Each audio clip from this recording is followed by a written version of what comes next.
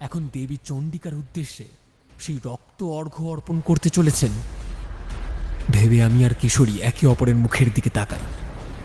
কি করতে চাইছেন উনি? ओम मलयादि कुशमंगल ऐं श्री चंडी चंडी महाचंडी रक्त अर्घ विद्वं हि स्वाहा। মন্ত্রপাঠের কণ্ঠস্বর শুনেই আমরা চমকে উঠি। এ কার গলা? এ তো ঠাকুর মশাইয়ের গলা নয়।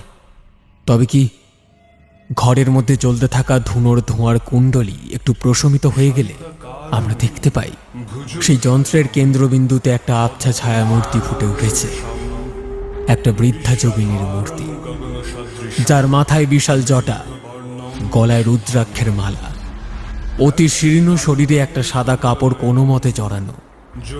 কিন্তু তার শরীর শীর্ণ হলেও তার ভরাট গলার স্বরে গোটা ঘর গম গম করে উঠল।